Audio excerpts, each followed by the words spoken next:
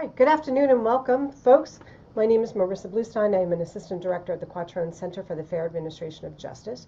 We offer these monthly training programs for lawyers and staff involved in wrongful convictions and innocence investigations around the country. We are sponsored through a cooperative agreement with the Bureau of Justice Administration Assistance, under the Upholding the Rule of Law and Preventing Wrongful Convictions program. So this month we are very, very happy to welcome back our colleagues and, dare I say, partners from Healing Justice, the nation's only organization that works with victims and exonerated individuals to try to bridge the gap using restorative justice practices and ensure that we are following best practices when it comes to working with victims, particularly in the post-conviction space. But Healing Justice has just put out a new report, Increasing Post-Conviction Options and Access for Victims of Crime. It is such an incredible important resource that I reached out to them immediately to ask them to please join us for a webinar to explain it to us, explain the process. And we also invited Matt Howard, who is with the Bexar County District Attorney's Office Conviction Integrity Unit. Unfortunately, Matt has to leave us soon, so I'm going to stop talking in just a moment to get to him. So we're taking a bit out of order. Matt's going to explain how his office has been involved with the report, but has been using some of the tools and the resources since working with Healing Justice on developing that. And of course, also joining us is Katie Monroe, the executive director of Healing Justice, and Claire Liebert, who's one of the folks who actually, as I understand it, really kind of took this project on and has run with it. So welcome, everyone. Matt, I'm just going to throw to you and ask you to kind of take it here, and we'll keep you for as long as we get you. Okay, well, first off, Marissa, thank you very much for one for having me, but two for talking about this in this space because I feel like everyone on this call probably understands the importance of post-conviction victim contact and why that post-conviction agency is so important. But it's something that I think as maybe a profession that we need to have bigger conversations about. Um, so I'm glad to be here for the few minutes that I have today, and then we're going to have my law student intern who has been with the Conviction Integrity Unit for a little bit. She's going to pop in too. She has some incredible things to add. Her name is Hope. She has some incredible things to add about her perspective as a law student, kind of coming into this space and what's important to her as she moves into the legal profession and the emphasis on victim contact. So I want to make sure that she gets a mention here in just a moment. Um, so a couple of big things right out the gate. I cannot express how grateful we are to Claire and to Katie and to the entirety of Healing Justice for involving us in this conversation and in this project because from this, we got so many things, and I would break them down into really two big categories. We got tools, and those tools include offering continuum of care to victims in the post-conviction space. And what does it mean when I'm at a district attorney's office? Our advocates or our crime victim liaisons, they can only do so much. So what does it mean to have a warm handoff between post-conviction contact here at the district attorney's office and then with people in the community that can help? And so one of the first things that they did, or one of the things that happened during this project, was getting people out of their silos and getting people talking about here's what's available in the community to offer that continuum of care and that ongoing support to victims. Because we understand that most of the time with prosecution, sometimes we are meeting people following the worst day of their life. Sometimes coming to court and confronting someone can be the worst day of their life. And sometimes it is the trauma that they carry with them for years and years afterwards that ends up being something that just builds and builds until the day that they hear about something in post conviction, that could be the worst day of their lives. And so we understand we meet victims at different spaces, and it's so incredibly important to be able to have an informed conversation with them that gives them space, gives them the opportunity to heal, and is done in a trauma-informed way. So there were tools created by the Healing Justice Project that let us do just that and that gave us the resources to do that. There was the creation of a pro bono portal that lets us give victims and survivors access to information and to resources that may be able to assist them in ways that a government agency cannot. There was also the creation of kind of resource spaces or resource packets that could be given to victims and survivors in this space to give them, hey, you're not alone. You have these people that you can talk to. So those tools were so incredibly important. That's the first thing that I want to highlight, and I'm going so fast because I have such a limited amount of time here. But the other thing that I want to mention is the mindset and the policy that relates to this and to this space because we worked with the Healing Justice Project to develop what we consider to be best practices in this space, but to develop what our policy is with post-conviction victim contact. We had kind of a notion of what it should be before, but going through this project with them let us really hone and develop what it needed to be depending on what the issue is that's raised, how it comes to us. But, every case is a little bit different. Every type of claim is a little bit different. The headline for us is that agency for the victim is key throughout the entire process of agency for the victim and survivors. So providing them that agency at every step of the way is absolutely key. And so for us, that means as a conviction integrity unit, the moment that we find out that something might be happening in the case in post conviction, we are making that contact and we're learning from the victim or from those survivors, here's exactly the type of contact that they would like to see moving forward. So, of course, care is taken in that initial contact, but then after that initial contact, it's a question of do you want to be notified with everything that happens in this space? Do you want to be notified with the big things that happen? Do you want to be just notified at the very end, or do you want nothing to do with us at all? And you just want to know when it's over, what the end result is. And we get all kinds of responses, but the big deal is we're not making that decision for the victims and survivors. They get to make that decision for themselves. And in giving them that agency and control over the process, it makes things so much better, and it gives them a feeling that they are involved here. The other thing, and this is perhaps something everyone can relate to, or perhaps only a few people can relate to. The other thing that we can take away from it is, or that we took away from it, is what do you do when you have a victim or survivor and you have to deliver some really, really tough news? You have to say, hey, this person, our CIU here, we deal with all kinds of different issues, which includes sometimes, hey, this person is getting a new trial because their trial attorney just did a poor job. Sometimes it's, hey, there's this very odd jurisdictional issue that we had to deal with, and this person's going to get a new trial out of it. But we had to really grapple with, and we worked with Healing Justice on what do you do in those situations where we want to give agency, but we have no agency in this. We have no ability to really weigh in and change the process. And what we learned through these conversations and through the creation of these tools and through developing these policies with Healing Justice, we learned perhaps an obvious fact that there is a degree of empathy that can come with sitting with a family or sitting with victims and survivors and saying, we know that it feels hopeless. It feels hopeless for us too, but we can feel hopeless together. We can be in this moment together and we can share what this feels like and we can be there for you. And I know it may sound odd kind of in the abstract, or it may sound kind of odd to people that have been doing these cases for a long time, but we have gotten so much um, kind of bittersweet joy out of that, out of being there for people in those moments where you get to have that real conversation about, yeah, this sucks. We know that it sucks. We know that this is hard. We know this is awful, but we can be here for you and we can talk with you about it and we can have a conversation about how much it sucks. And so, I don't want to belabor that point, but that was another kind of major thing that came out of this was being there for victims and survivors in that moment. And then also the incredible tool of we know that this sucks and there are resources. We know that this is tough, but there are tools out there that can help. And we got all of that from working with Healing Justice. And so that has been just such a major boon to what we have here and to the processes that we have here.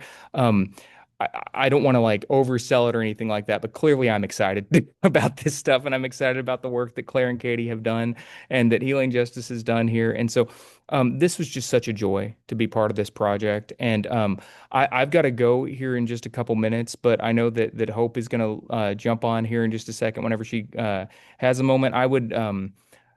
If there's an opportunity for her to speak up and kind of give her perspective on it too, I know she has a lot to contribute as well. But I really appreciate y'all taking the time to talk about this very important subject and to talk about how we work with victims in post-conviction, because um, I think there has been a tendency in the legal field for a very long time to grow increasingly cynical about our cases and to see people as just numbers on a list or just another case to work on.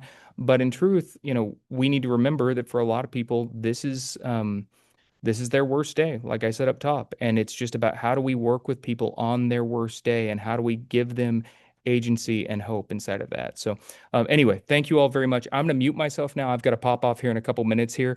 But I just got a text from Hope. She should be on here in just a second. So thank you all very much. And Claire and Katie, God, y'all are wonderful. I really appreciate y'all being here and talking with everybody about this. So I've gone on long enough. I could talk for hours, but I got to go. So I'm going to mute myself and throw it over to y'all. Well, Matt, we very much appreciate your time. Thank you. We're sorry that you've had to have an emergency deal with, but we are grateful for the time. So let me put back to Katie and to Claire. Um, One of the things I think we wanted to kind of talk about a little bit was why this project came up now. What was the genesis behind this? How did you work with conviction integrity units in particular to listen to them, listen to what their needs are, listen to what their concerns are, what the obstacles are, and then kind of moving into the report itself. So I think that's Katie to start us off. Yeah, thanks, Marissa. And thank you, Matt. And, I feel like it's always important when you hear from the people in the trenches doing the work, right? And Matt describes it better than anyone could, that the outcomes in these cases, and we at Healing Justice work particularly in cases involving claims of innocence and exonerations, but the outcomes end up being better for everybody. We've really kind of just seen this across the board, that it's easier on your agency, your team, your staff, as well as on victims and survivors when there is this thoughtfulness about what the victims and survivors may be experiencing, and making sure that you're in touch with them early and giving them that agency. So thank you, Matt. No one says it better than you. And just right back at you, Matt, working with Bexar County for not just in this project but over the years, we've learned from you, and we've been really grateful, and honored to have the opportunity to collaborate. So thank you, Matt. Um, I think I'll start. There's a lot of people on in this meeting who I don't recognize, which surprises me because I've been doing innocence work for a few decades now. I actually have a family member who's an exonerated individual. And then I was an Innocence Project lawyer for a long time. And then through that work, I became a close friend and colleague of Jennifer Thompson, who, as most of you, I think, know, is a crime survivor from a case that involved a post-conviction exoneration based on DNA evidence. And through my Innocence Project work, I became increasingly sensitive about how both our casework and policy work was impacting victims and survivors, and how we could do just maybe from the Innocence Project side, a better job of integrating them into our work, but obviously on the prosecution and CRU, CIU side, a better job of, protecting their interests and their rights. So at any rate, I want to give you a little bit of background and context for this particular project. When Healing Justice started, when Jennifer and I founded it, our goal was actually to bring exonerated individuals and their families into healing spaces with crime victims and survivors and their families, really based on the experience that Jennifer Thompson had had in her case with Ronald Cotton. And we actually conducted some pilots to ensure that, it was a good idea and it would be successful. But we ran into one really significant and fundamental problem right out the gate. And that was, we knew the names and locations and frankly had access to thousands of exonerated individuals around the country, but we didn't have that same knowledge or access to the victims and survivors from those same cases. And we scratched our head and thought, well, how are we going to, how are we going to find those individuals? And when we started asking around to our Innocence Project and our prosecution allies, what we discovered was that as these cases had been being worked, few working on them had thought to be in touch with the victims and survivors. And they had, many of them had been forgotten along the way, or they had become, mistrusting of the process or the outcome and pulled themselves into the shadows.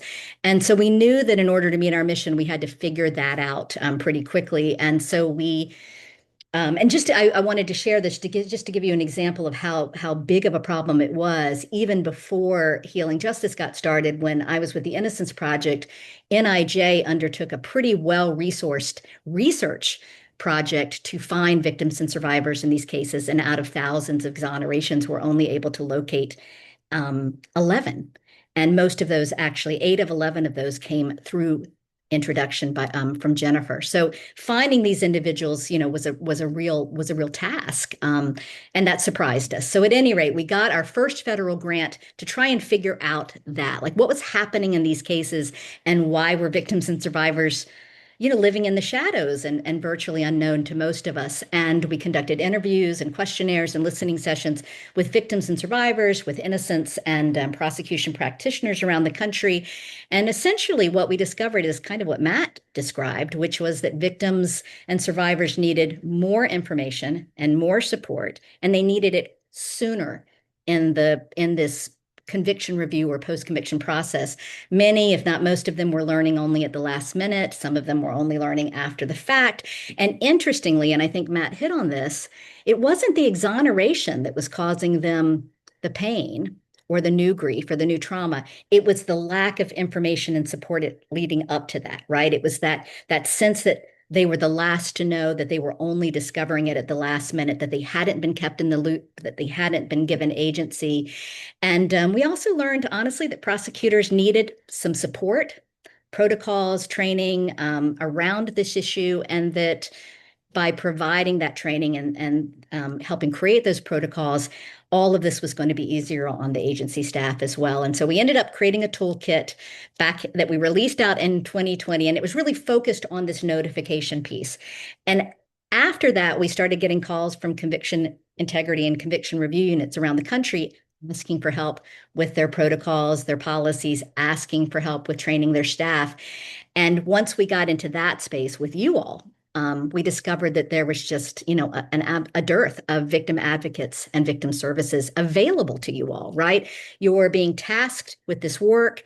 You're being tasked with this work as prosecution units, as opposed to private innocence organizations or private law firms. You have this, inherent duty of care to victims and survivors. You're supposed to be protecting their rights. You're supposed to be, providing notification, but there was very little available to you in the way of trained victim advocates, either in or for your units, or victim services available to you, either in your units or across the agency or in the community. So that is how this new project began. We really wanted to understand the landscape of post-conviction services, the landscape of post-conviction rights generally, across the whole post-conviction space, but particularly in conviction and sentence review units. And Claire's going to describe the project more, which is also laid out in the report, but we ended up doing a number of research-based activities, a national scan of all of the CIUs and CRUs, just to understand what victim services or victim advocates each unit had available to you. And we also did some research around existing post-conviction rights and services. And, essentially what we learned is that there just needs to be more funding in this space, right? That you all are being asked to do this work without sufficient victim service resources.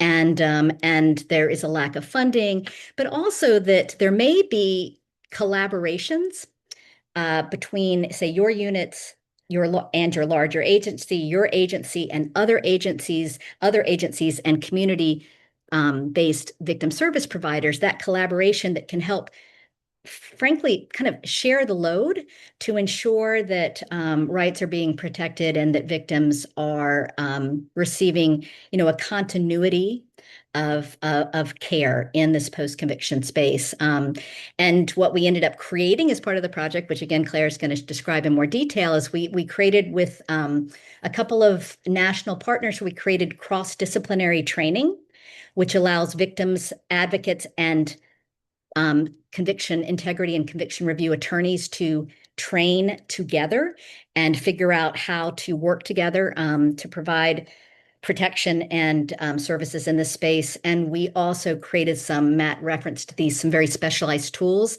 that each unit can use, which just helps to expand your ability to provide support, right, without having to necessarily increase your resources. So, and our hope following this conversation today is that you all will stay in touch with us and we can, kind of work with you in your agency in your jurisdiction, like we were able to do with Matt and a couple of other units around the country. And with that, I will turn it over to Claire to share more about the project itself and its outcomes and the report. So thank you. Wonderful. Thank you so much, Katie. I appreciate that. And as Katie mentioned, we really wanted to think about what support for victims and survivors through this project and through our partners with the various conviction review units and sentence review units that we worked with. What does it mean to support victims in a more holistic and wraparound way, and how can we help those who are really working very specifically within the CIU to kind of share the load, to think about support in different ways and different arms of support, and what it looks like to not only have kind of one person responsible for offering support and offering notification to victims and survivors. So overall, we really designed this project with that in mind, to strengthen what support looks like for victims and survivors in cases that are going through that active conviction and sentence review process. So to talk a little bit about our goals that we started with, we had both national goals and local goals within our 3 project sites. But nationally, we really, as Katie had mentioned, and we'll talk about a little bit more in depth, we really wanted to understand what the landscape on a national level looked like, what was happening in conviction and sentence review units across the country. How can we develop really intensive and worthwhile training and resources for, again, both the attorneys and the advocates working on these cases, and then produce these set of recommendations that can inform practices across jurisdictions. So we had those goals in mind on a national level, and then we worked, as you heard from Matt, with 3 pilot sites, Matt's unit in Bexar County being one of them, but we also worked with the New Jersey Attorney General's Office Conviction Review Unit, and in Contra Costa County in California doing conviction and sentence review, really to listen to what's happening within those units, and then to develop and to test these practical tools and resources and training to make sure that they were applicable to the work that they were doing on the ground within those units. And we specifically chose units that had different structures and different scopes of work. So that offers, having a statewide unit in New Jersey, and then 2 county-based units, one in California and Matt's unit in Texas, doing different things. Some were doing only conviction review, some were also doing sentence review, to give us that variety, to make sure that what we were created was not only intentional, but also really practical for them on the ground. And then we also had our great collaborative partners. In addition to our sites, we worked with national partners at the National Crime Victim Law Institute, the National Organization for Victim Advocacy, and the Urban Institute as our research center on the project. So there were a lot of folks involved, really in the intentionality and the creation to build up this model that integrates victim services directly into conviction and sentence review work. So I'll talk a little bit about, in short summary, everything that is in our report about what we did and what we learned. But really the biggest learning tool that we had for us was listening. So we hosted focus groups and listening sessions with attorneys, with victim advocates, with other folks really on the ground and in the trenches, providing services and support to victims and survivors and working on these types of cases, and really asked them a simple question, what makes it so difficult to support victims when cases are returning for a review? And we learned a lot pretty consistently across all of our 3 sites and across all of our jurisdictions. And Katie mentioned some of these, but first, just having that lack of trained victim advocate who's specifically positioned to support survivors during conviction and sentence review was a huge gap that we learned, that we sort of knew through our connections with all of you and those in similar positions, but just hearing that directly from the field across the board was something that we heard most often and that we wanted to really try and fill. Second, we learned that services across different agencies or across different units even, and different folks involved in this process were frequently fragmented. So victims were coming to service providers really trying to navigate multiple agencies that weren't coordinated with one another. And that was another huge area that we tried to build up services and support and resources for the folks on the ground. Similar to that, we learned that collaboration across different systems is really limited, from prosecutors to review units to community-based advocates to other victim service providers. They weren't all in touch with each other, and they weren't all really working together in a coordinated way. We also heard that conviction and sentence review legal processes can just be extremely complex and intimidating for not only for some service providers trying to provide support to victims and survivors, but also for victims themselves. So we wanted to build up resources and information to offer really clear explanations and clear guidance to reduce how victims and survivors were feeling confused about what was happening in their case, what their rights were as a victim of crime, and really how they can access different support systems in that. So all of those challenges, excuse me, and things we learned from the field and across jurisdictions really pointed to some of the same needs that we talk about in the report: having a clearer process, having stronger collaboration, and better resources for not only for the survivors and victims themselves, but also for the professionals who are working either within the unit or connected to the conviction review unit to really support them during their review. So that was exactly what this project really aimed to build up: resources, training, and materials in those three areas. We accomplished a lot, but there was so much. We just encourage you to also read the report, but I'll talk about, everything we accomplished over the 3-year project in somewhat great detail, but there's a lot of information in our report as well. So first and foremost, we wanted to conduct a national scan of conviction and sentence review units across the country to just better understand, one, how the units were operating, what types of cases were they reviewing, how were they using victim advocates, if they had access to a victim advocate or they did not, really how did they integrate that into their work. So a lot of you probably played a role in answering some questionnaires related to what that looked like, or interviews and focus groups, just trying to understand what that really all involved, to understand how we can best support the needs of units across the country. And I will say that that is an additional report that's also available on our website, the Post-Conviction Resource Center for Practitioners, and we can put that link for you all on the chat in the chat. It's a different report. If you have an interest in reading it, it is out there about everything that we learned about units doing this work across the country. We also held listening sessions within our 3 project sites. We listened to over 150 service providers, which was fabulous, really to better understand the barriers that they're facing, the support that they need. And that's where we learned really everything related to some of those challenges and the needs that they had. We also conducted state-specific victims' rights analysis within our 3 pilot sites, or our 3 states that we worked in, really to learn how victims' rights apply during conviction and sentence review. And that's a huge area where guidance really has been historically limited. So this was a great tool for us to have to give guidance to attorneys working within these sites, to really have guidance on how victims' rights apply and how they can honor those rights. Excuse me. And really from there, we took everything that we learned, everything, the conversations that we had from our research and our collaboration and learning from the field, to develop our first ever nationally coordinated training curriculum specifically designed for attorneys and advocates working on these types of cases. So we're excited to have that.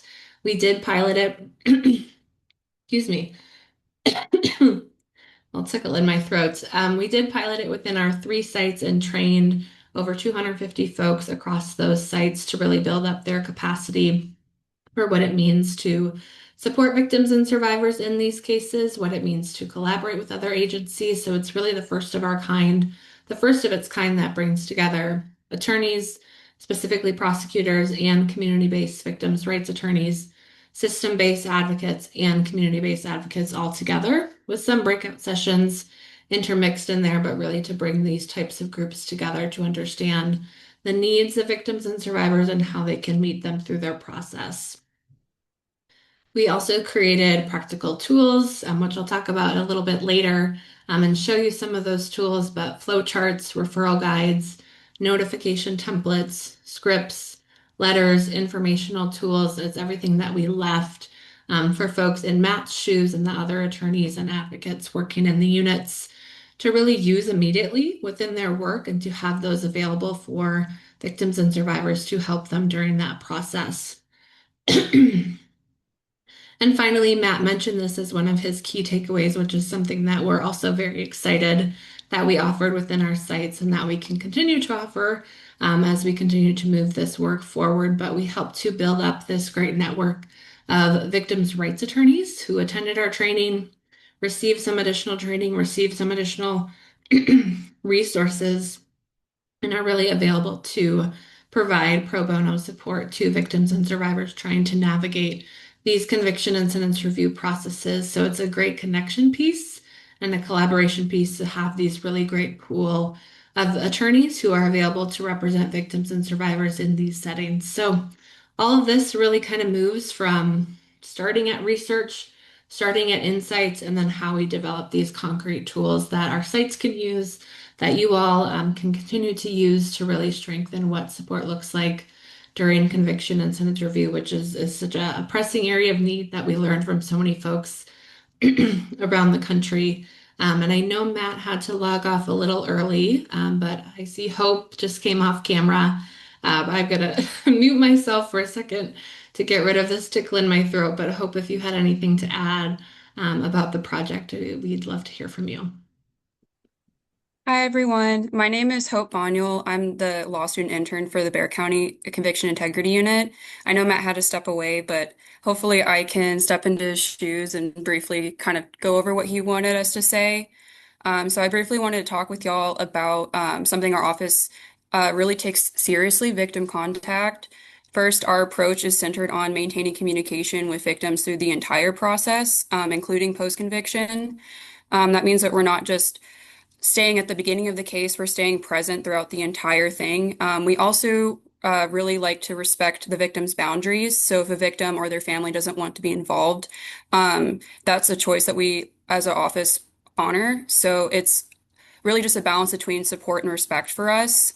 Second, the Healing Justice Project has been really instrumental in shaping how we do this. It's provided practical tools like the communication portals and a policy framework that emphasizes a victim-centered mindset. We've seen this in practice recently in a recent capital death case involving John Fennell. When relief was granted on habeas, we had to have a conversation with the victim's family, and that conversation was not just a procedural conversation. It was about transparency, communication, and making sure that they weren't left out of the process, and that basically just letting them know that we're there to support whatever role they want to take moving forward. And then lastly, I kind of just wanted to touch on my perspective as a law student. This is a big part of why I want to become a prosecutor. I want to be there for victims and to recognize that behind every case is a person, and often a family experiencing one of the worst moments in their life. My contracts professor actually said something my 1L year that stuck with me.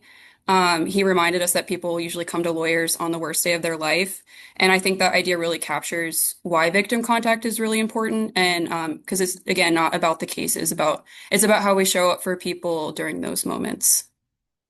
I don't know if y'all want me to touch on anything else, So Hope, one of the but questions thank that y'all. we Hope, one of the questions we get a lot from CIUs who are looking to kind of get in the space is when to make that initial contact in a post-conviction matter, because you were talking about cases which have been dormant for years, potentially a decade or more.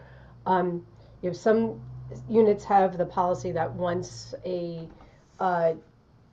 investigation goes outside the office, either whether to request information for DNA testing, that's when it provides. What is the Bexar County policy on that? When do you initiate that contact? And how have you used the Healing Justice training or toolkits to be able to make that a better process for y'all? I'm not exactly sure. I know I'm kind of new to all of this, so I can't really touch on the Healing Justice toolkits, but I can talk about how our office really centers victim contact. Like I said, we start at the beginning of the case, and we often have, like in the John Fennell case, we had a warm handoff between us and the trial court that it basically was remanded back to. So we basically try our best as an office to continue that contact and to basically keep checking in with the victim or the victim's family, just to let them know it's like, hey, like we understand you might not want to be a part of this, but we're just gonna like give you an update on what's going on. Or if they want to be more involved, then we will obviously stay in more contact and keep them involved with everything. And I guess on back on Claire and Katie, so you mentioned a number of toolkits that you developed to work with these particular units. Are these toolkits which are universally applicable that people can write to you and get access to? Or are these ones that you develop in concert with the units directly, specifically to their needs and their jurisdictions? Both. Um, So the original toolkit from 2020, the one that really spoke to the process of notification, those tools actually exist on a website and were created by by a multidisciplinary group of prosecutors, police, victim advocates, and others to be adaptable by any agency. So they're And a real available. plug that we have those on the convictionreview.net And website. they, So yes, those are and that there. you Yeah. do. That's exactly right. You all have access to those through the portal that Quattrone offers. I will note, though, that that work was conducted between 2017 and 2020, and really there weren't as many conviction review units then as there are now.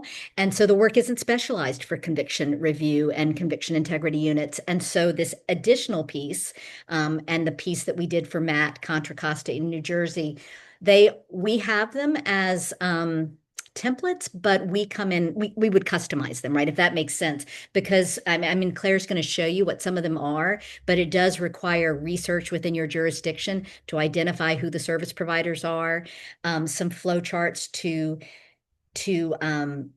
indicate when collaboration should take place, who you should call on, at what time, that kind of thing. And the training obviously is something that would have to be done in collaboration with our partners. So, I mean, I think maybe what we could do, Marissa, if it helps, is follow up with an email to you, kind of just explaining those different pieces so that Sure. it's in one place, and then you can share that with the group. I'd be happy to. But yeah, the second set that came out of this most recent project is more customizable for units. And some of that, you asked the question of hope, which of course is one we've been grappling with from the beginning as well.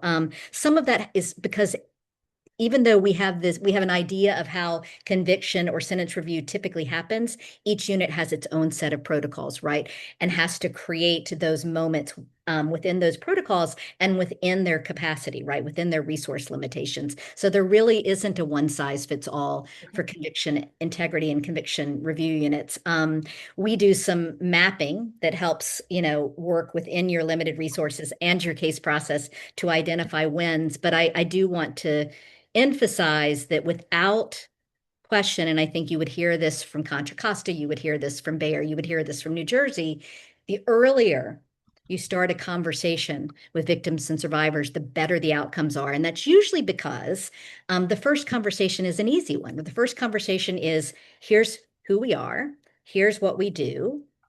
We have no idea how this is all going to play out, right? But this is our process, and this is how we'll be available to you. Let us know how we can help. It's a much easier conversation to have on the front end than later when a decision has been made. And so we typically suggest, when a case moves from the screening or pre-investigation phase into kind of active outward facing investigation, where you're going out into the field, you're contacting witnesses, you're seeking materials from other agencies, that would be a moment of notification. And we know specifically in New Jersey with the see, are you there, that really worked for them. So it was not providing notification in hundreds of cases. It might be providing notification in 10 or 12 cases. And when they did that notification at the beginning, the way that they described it, I mean, I wish they were here to do that, but they said it was, Matt said joy. That's how they described it as well. Like it filled their hearts with joy to have a conversation at the front end with victims and survivors where the victims and survivors said, thank you. Like, thank you for making yourself available. Thank you for being transparent.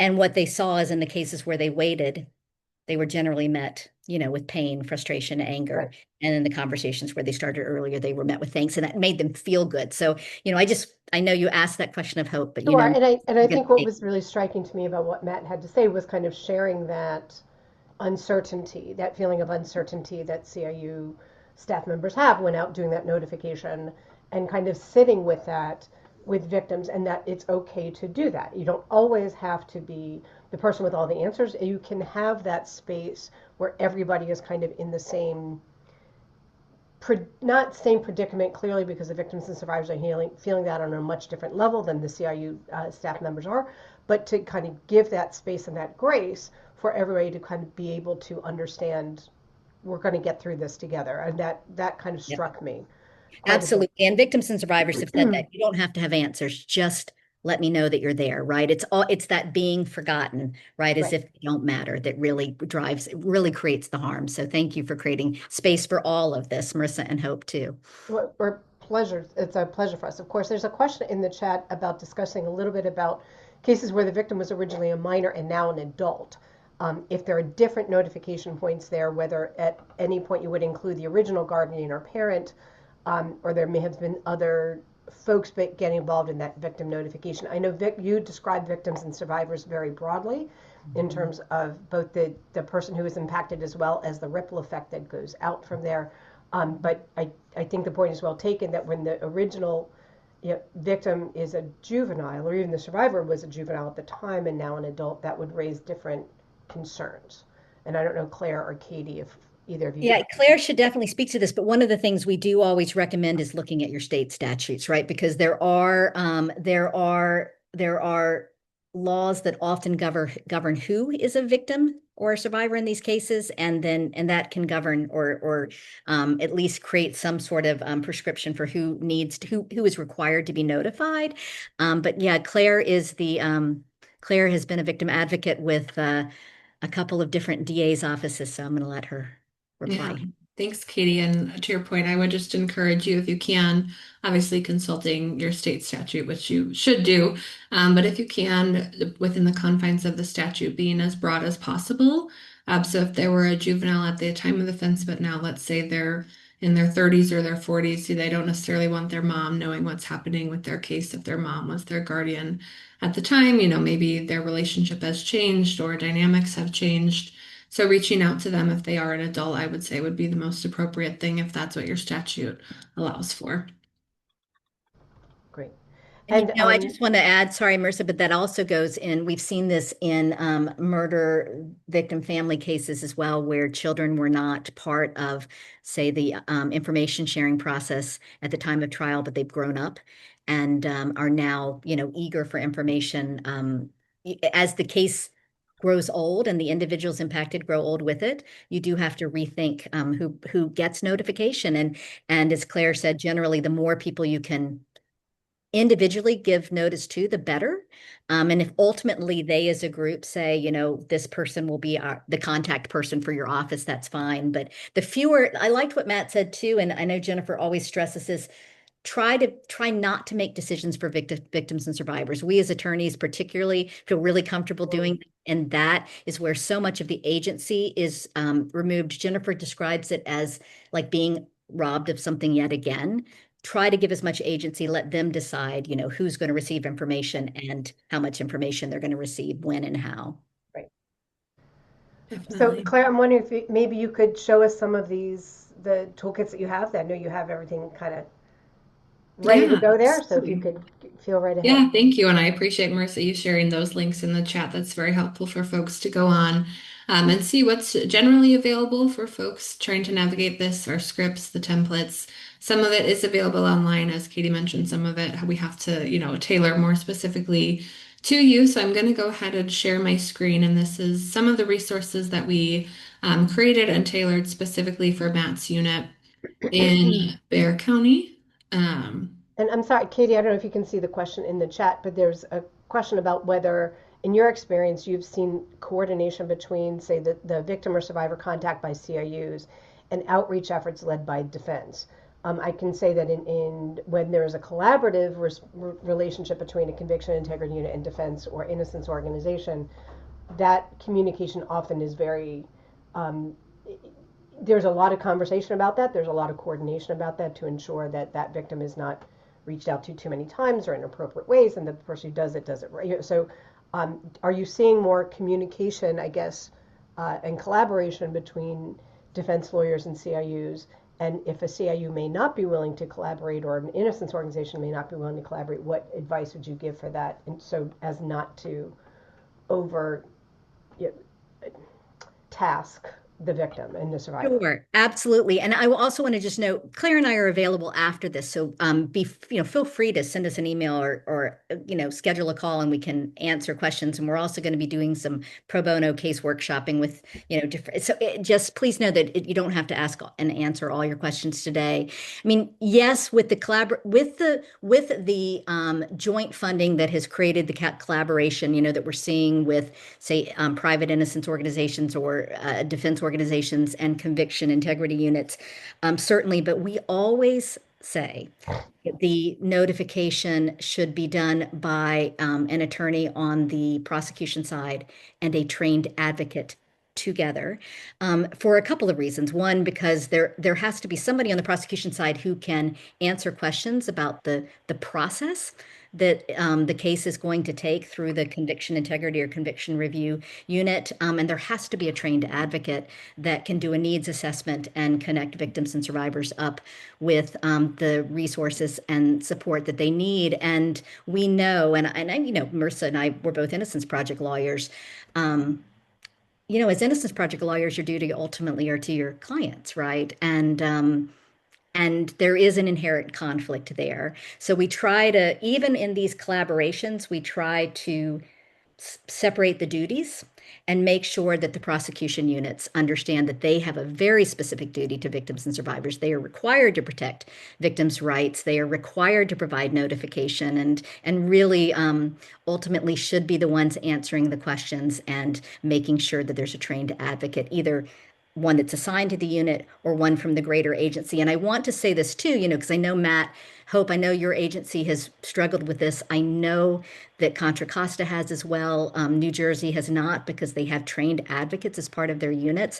But one of the things that we discovered as part of this project is that the units get set up and are charged with doing a very specific, important work on behalf of the agency, but they aren't provided with victim advocates. And then when they seek the support of victim advocates in the larger agencies, those victim advocates either aren't trained to do the work or resistant to do the work because Yes. there isn't enough support around the mission and the goals of the unit, right? And this is something we need to fix. There needs to be, and you'll see this. I'm like I'm on my soapbox now, but within the report, you'll see this. There has to be leadership within every prosecution agency that says that the work that the conviction review or a conviction integrity unit is doing is critical to our agency, and there has to be victim support services, and there can't be this like division of alliances or allegiance between victim advocates in the larger agency and the conviction review unit. So when I say a trained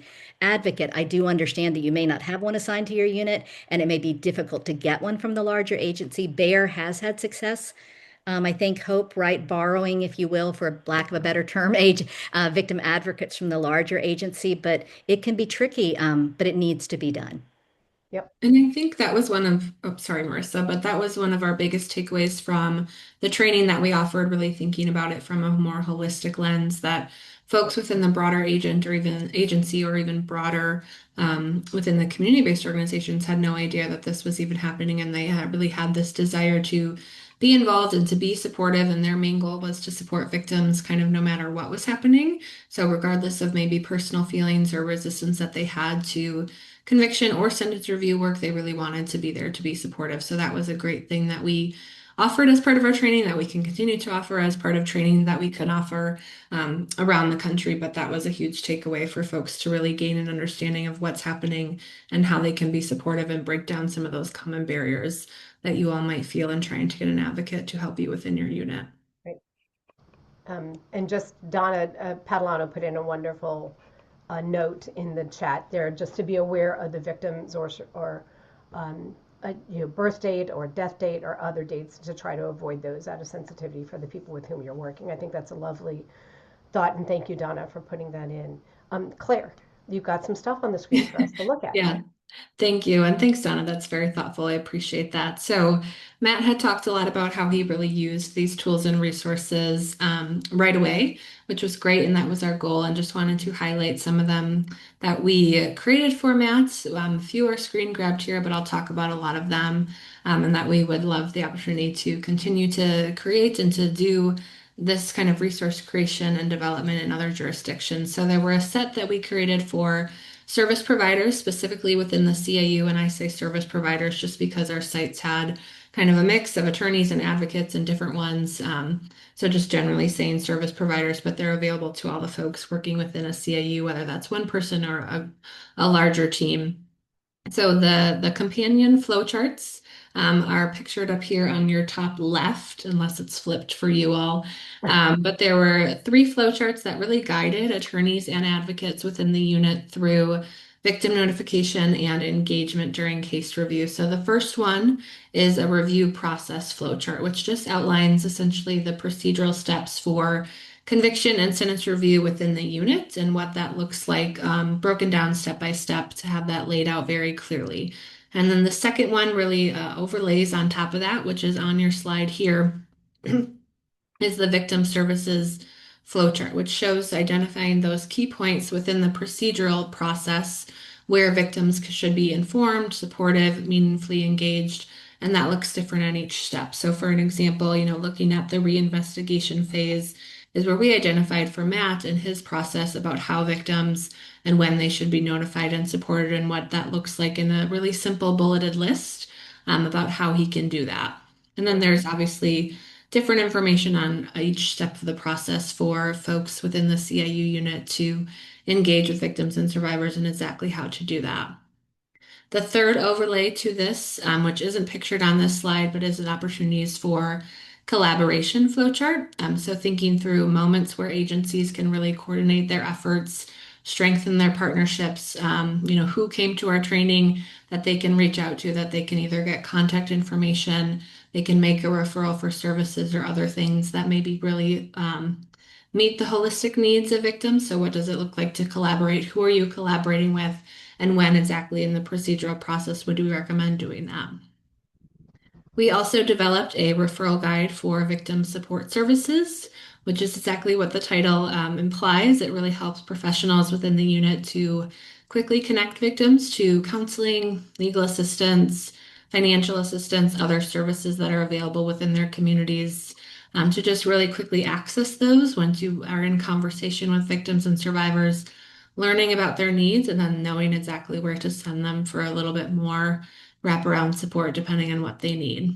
We also created victim outreach templates. So we have scripts, letter templates, brochures, other handouts to really support clear communications when contacting victims about their cases under review. So you'll see some of that template language as part of our old project, but we have new things that we can offer in this space that are really tailored to what's happening within your jurisdiction, and within your site. As I mentioned, we also produced resources designed specifically for victims themselves, which are also pictured on this slide here, including a guide about how to explain the conviction review process, which explains the conviction review process for victims, specifically what their rights are as victims within each state, and then what can they expect in a conviction review case if a hearing occurs, and how do they work through that process.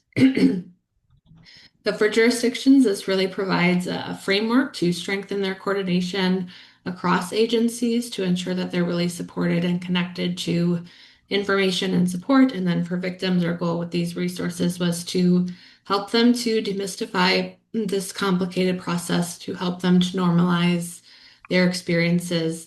So both of these together really meet the goals of everything that we learned from service providers through our listening sessions and our focus groups, and then everything that we learned about really the needs of victims and survivors. And we created this awesome set of comprehensive tools that are really readily available for folks like Matt and Hope, and other folks within the unit to use really accessibly and really easily to support victims and survivors within their area and within their jurisdiction.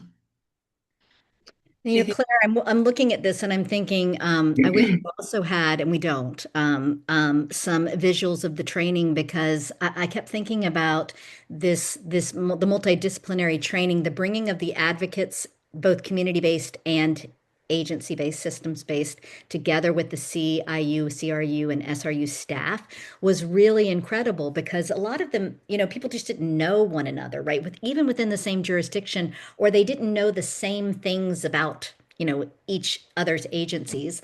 And not only did we do kind of a general overview about post-conviction process and post-conviction rights, particularly for the advocates, and then for the attorneys in these specialized unique cases, but then we did a case study, right? We took them, we led them through a case study and asked them questions about the case and taught them moments of rights, and then they came back together and talked about that together as well. And I think that this idea that every conviction integrity unit or every conviction review unit should know the advocates in the Department of Corrections or in the AG's office or in the community, because those are going to be individuals who were in touch with the same victims and survivors in your case, and also can provide, support and service to victims and survivors in your case. Like, that collaboration is so key. So I really, I want to emphasize that training, and I'm sorry we don't have any graphics about the training, but it was really a very unique and cool thing that grew from this project. And one of the other key things, sorry, just briefly, Marissa, one of the other key things is that the advocates, obviously, some are borrowed, some are just kind of filling in where they need to, but they work on the pretrial side primarily. And they just really shifted their language and how they kind of prepare victims and survivors for what can happen next. So, shifting away, we taught them a lot and learned a lot also from them about like that language of finality, that person's never getting out of prison, to this is the outcome right now. We don't know what can happen. There is this, all these processes that can happen during post-conviction, conviction review being one of them. But that was another great thing that grew out of our training, that folks really had an awareness about there is no end, there is no closure, and how do you prepare victims on the front end to experience anything that can happen after the conviction is entered.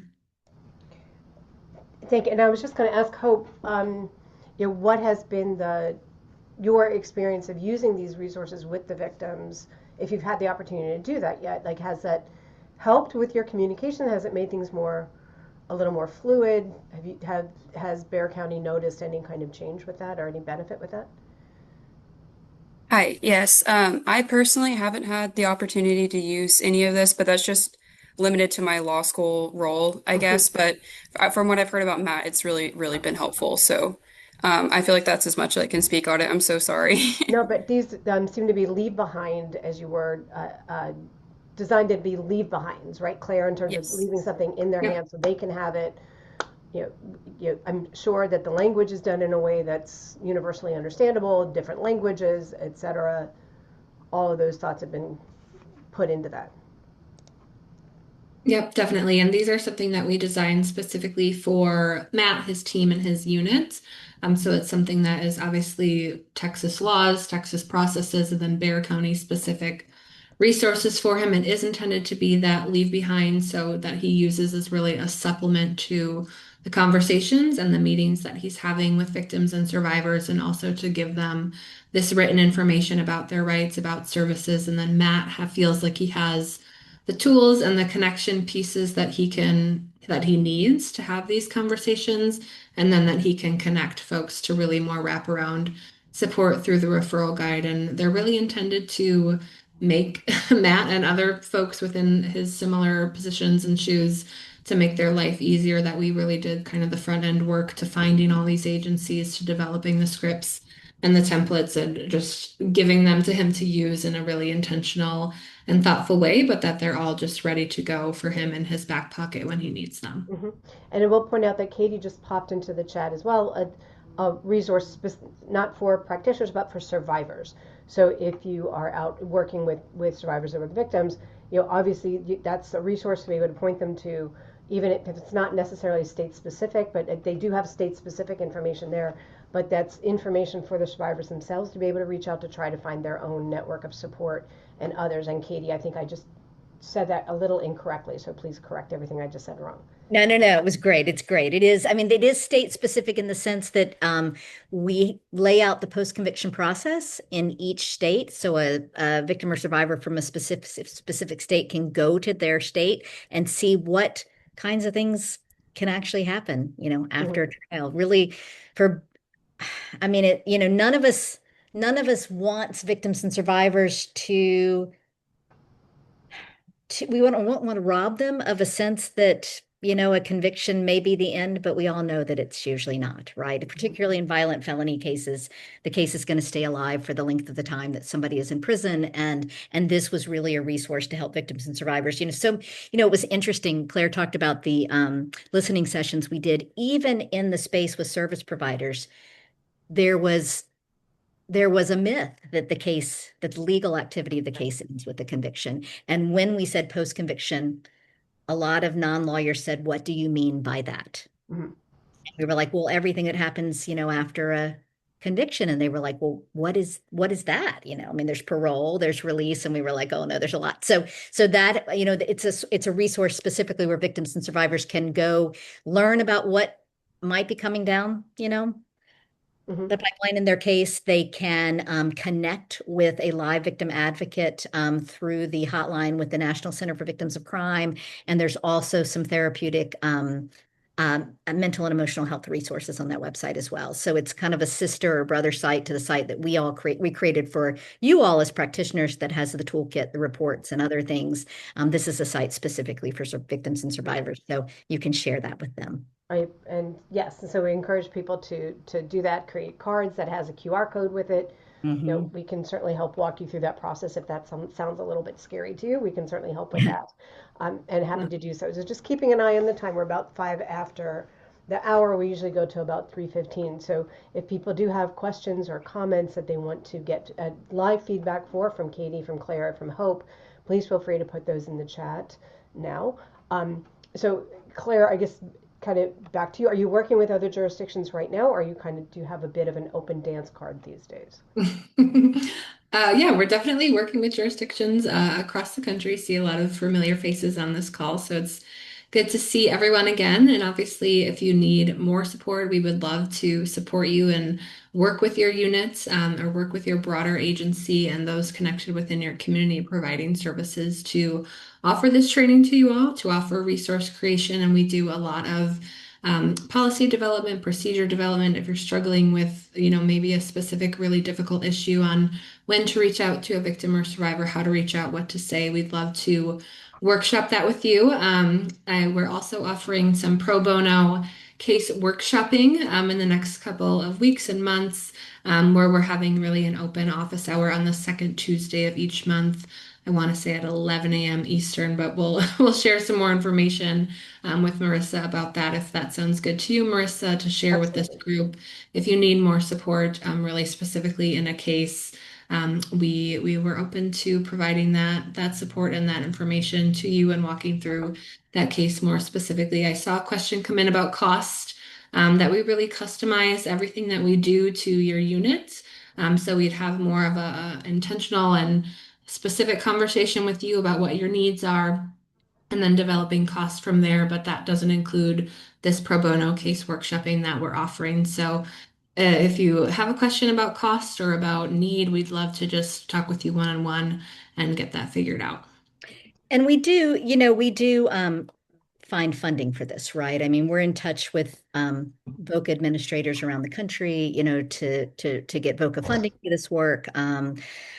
We think that we have a case to make that, under the both of the BGA grants that building in victim support and victim services into your BGA work, that's something where there might be extra funding. We're always happy to talk about that and help figure that out. And I just want to make a pitch for Claire. I think people who've worked with Claire would agree. Claire is, I mean, she's a trained victim advocate. She's a victim advocate from prosecution agencies.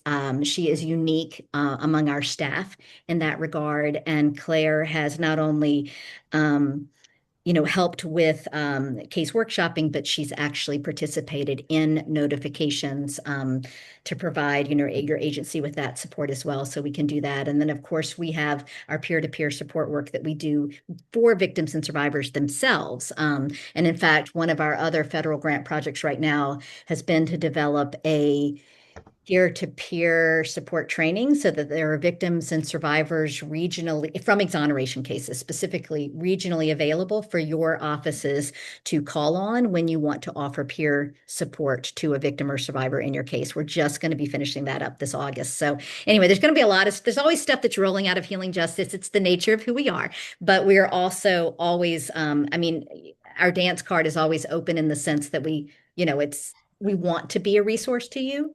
It's an honor to be a resource to you. We love working with you, so don't ever hesitate to call because we'll make ourselves available. Right. And as we're getting kind of starting toward wind down, just launching our post webinar evaluation, asking people to please fill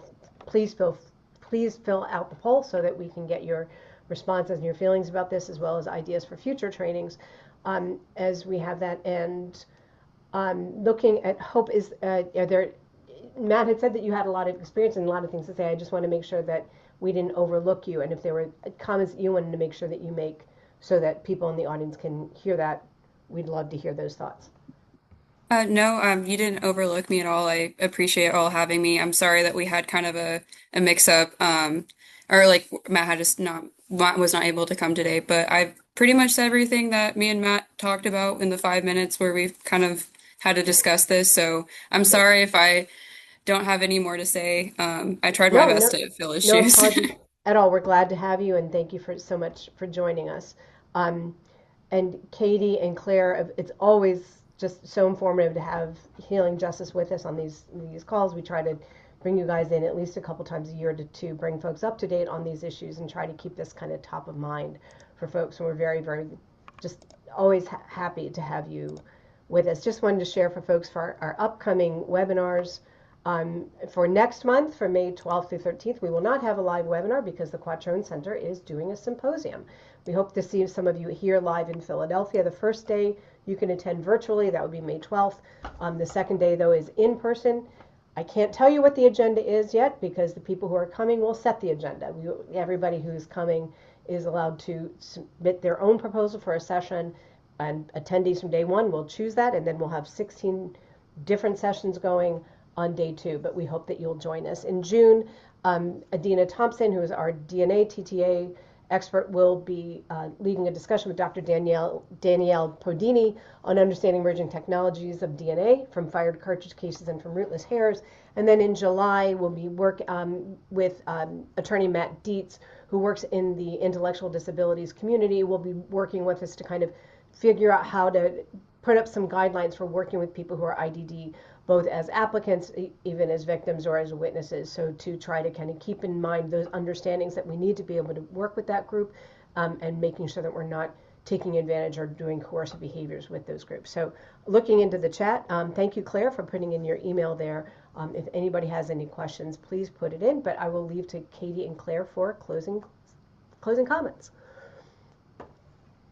Well, I would just encourage everyone again, particularly to read the parts of the reports that focus on, what we learned from the field and what we recommend for the field. There are some recommendations that we were going to take some time to highlight, but you can read them yourselves. But they really do, I think, speak to the work that your units are doing, and so much of it. I mean, we know that you all can't have a direct impact probably on funding. That's something that certainly we can advocate for. But collaboration, just really driving home the importance of collaboration and early notification agency, all the things that Matt talked about that make the outcomes better, not just for victims and survivors, but again, for you all as well. And so, yeah, thank you for having us. Thank you for everything that you all are doing to make sure that victims and survivors are treated with care in these cases. We are grateful to you for that. Always grateful to Marissa and Quattrone. I'll turn it over to Claire. Yeah, thank you, Katie. And I echo all of that. And I think that's something that I always like to leave folks with is just to approach the conversation with care, but remember that the conversation is a service. I think there's sometimes a fear of reaching out or a fear of re-traumatizing or just not wanting to do it because it's hard and it's hard for everybody involved. But just keep in mind that by having those moments, those phone calls, those meetings, that you're doing great work and that you're doing a service that victims and survivors really value. And we'd love to help you approach that conversation or help in other ways that we can, and just appreciate all the work that you do in this space and particularly in trying to meet the needs of victims and survivors. And thank you to Marissa and everyone and Hope. And I know Matt left, but a huge thank you to Matt for being one of our sites and sharing everything that he learned through this project. I really appreciate the time to be here today. So thank you. And thank you guys for joining. And Taylor, I will note, thank you, Taylor, for popping into the chat the link to the Quattrone Center Symposium there. You can register for free. If you're attending in person, CLE events is available. But again, please everybody join me in thanking our folks from Healing Justice, Katie and Claire, and of course Hope from the Bexar County CIU for all of your time and expertise today. Thank you everybody for joining, and we'll see you in a couple months. Thanks everybody.